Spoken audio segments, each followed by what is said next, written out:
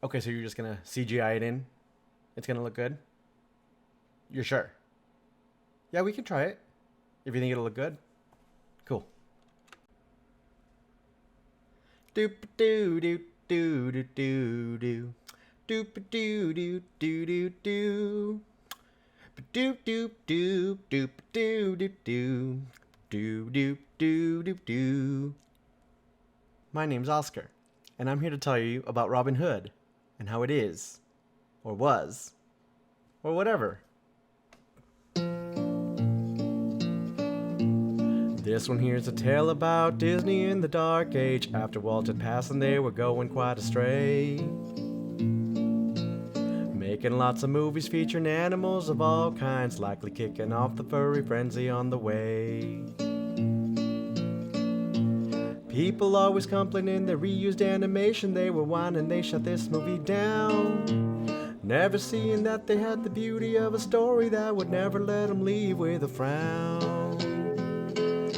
Now in the history of Disney movies, there's a good chance that you've always thought of this movie as just okay. But I'm here to tell you that it deserves a second glance. Oodle-lally, golly, what a day. Oodle-lally, golly, what a day.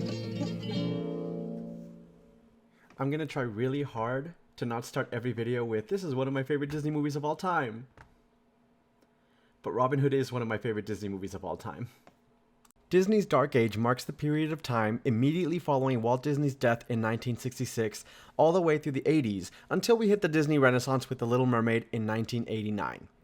Following The Jungle Book in 1967, which was the last movie Walt Disney actually worked on, the studio released 8 movies: The Aristocats, Robin Hood, The Many Adventures of Winnie the Pooh, The Rescuers, The Fox and the Hound, The Black Cauldron, The Great Mouse Detective, and Oliver and Company.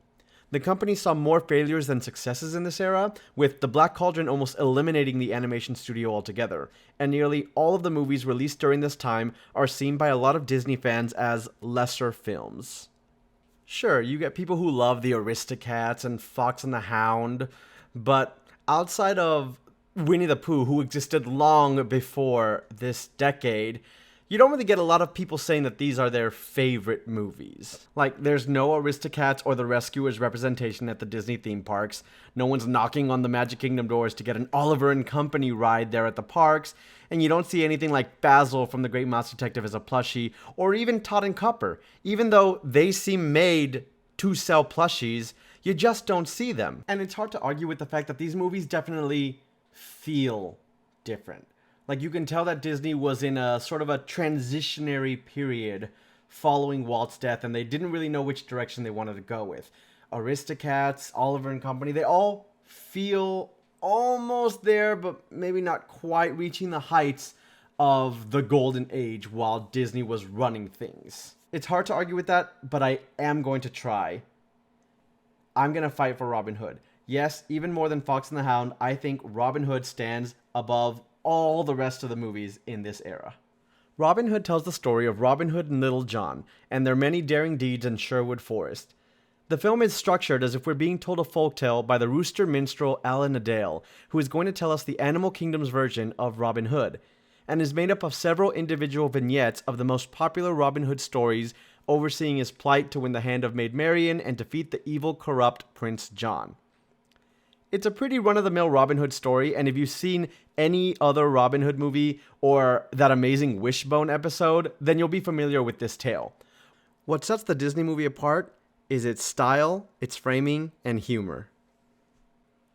Originally, Disney animator Ken Anderson wanted to set the story of Robin Hood in the American Deep South to recapture the spirit of one of his previous films, Song of the South, and was inspired by the, at the time, extremely popular westerns on television.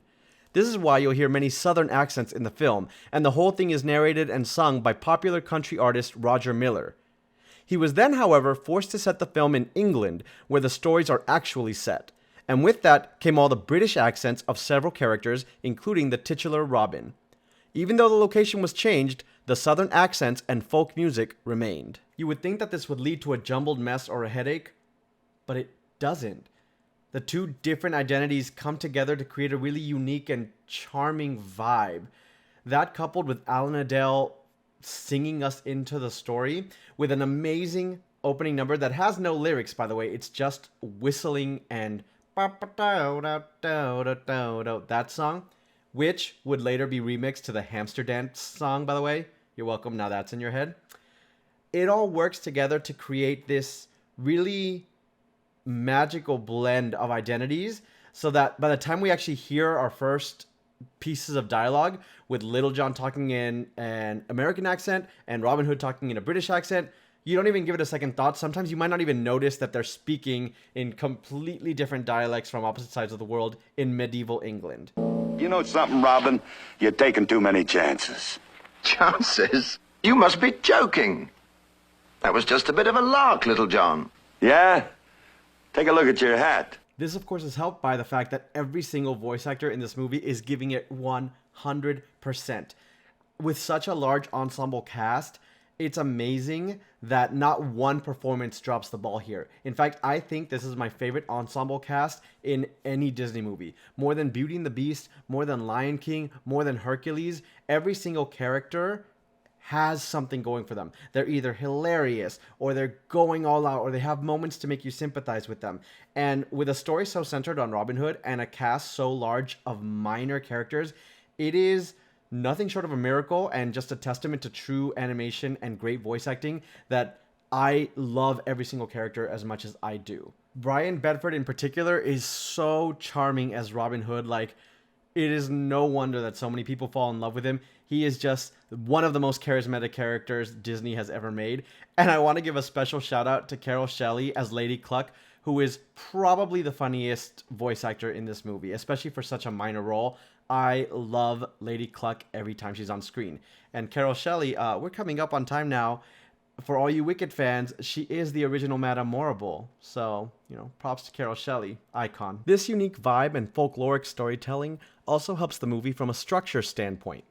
Like I mentioned, the movie is made up of several vignettes of heroic tales of Robin Hood. And because Alan Adele is narrating us through most of the scenes, it makes it incredibly easy to weave these different stories in and out as if it was one continuous narrative. Of course, we get the famous Robin Hood tales like him competing at and triumphing at a tournament with dazzling feats of archery, and see him have a love song with Maid Marian. But we also get to see several scenes highlighting how much of a hero Robin is for the poor specifically. Swashbuckling action scenes where he fights or outsmarts his enemies, and most importantly, I feel, calm and wholesome scenes where he's just having discussions with Little John or the townsfolk. Because we are being guided through these scenes, it's not jarring when the mood or tone suddenly changes on us. In one instance, we're cracking up at Little John's shenanigans, and then 2 minutes later, Robin Hood is tied up and about to be executed. 5 minutes after we have a fun song and dance number making fun of Prince John, we have this haunting shot of Friar Tuck getting cuffed and arrested. And because of Roger Miller's narration and music, it all works seamlessly without feeling like we've got a tone problem like Hunchback of Notre Dame or Hercules. Another thing that helps this movie from having a tone problem is also its biggest strength, its villains. I mentioned that everyone in this movie is giving it their 100%, but no one is giving it more than Prince John, Sir Hiss, and the Sheriff of Nottingham. Pat Buttram as the Sheriff of Nottingham is giving you pure Western cowboy and is hamming it up every time he's on screen, talking or not. Just look at the smug way he walks. Prince John and Hiss as a duo are an absolute delight. I know I just mentioned that Yzma and Kronk were my favorite villain duo in Disney history, competing only with Jafar and Iago, but damn it if these two didn't slip my mind. I have never heard someone have as much fun in a vocal performance as Peter Ustinov is having playing Prince John.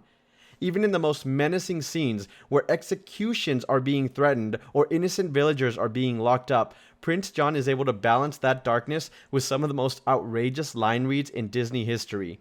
His self-congratulatory demeanor, his berating and abuse of his counterpart Sir Hiss, and his love of alliteration just creates an iconic Disney villain for the ages who does not get talked about enough. Sir Hiss provides a great partner to Prince John, as while he's certainly the smarter of the two characters, he's equally as heightened and cartoonish. Whether he's hissing in Prince John's ear or folding his snake body to look like disappointed crossed arms, he's an absolute joy of animation to watch on screen. And if you want proof that this movie is iconic, even if you haven't seen it in a very long time, try and tell me that you can't hear this clip even without any audio.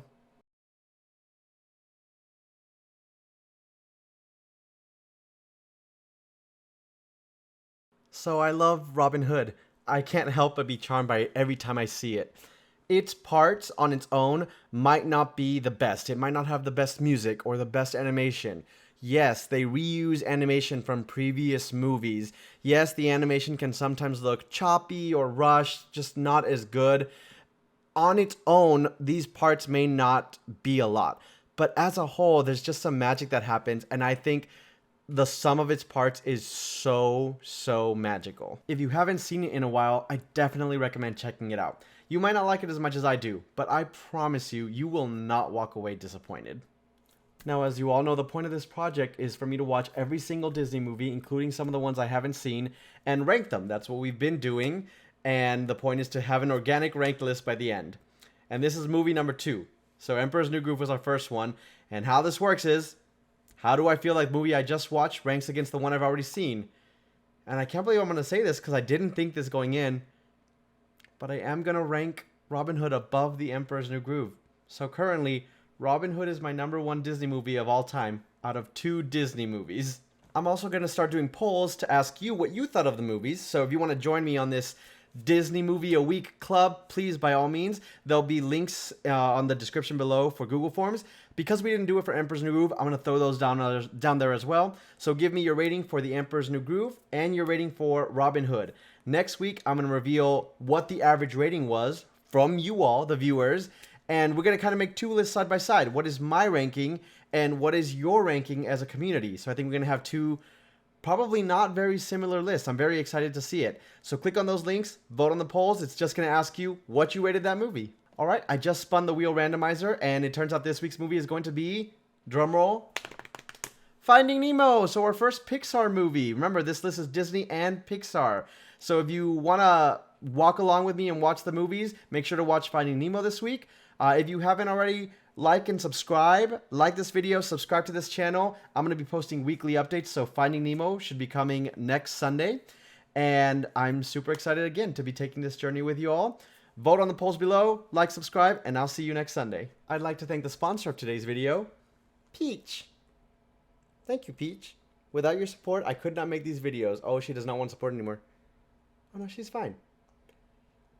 Thanks so much for sponsoring, Peach. I love you too. She does not want to be here.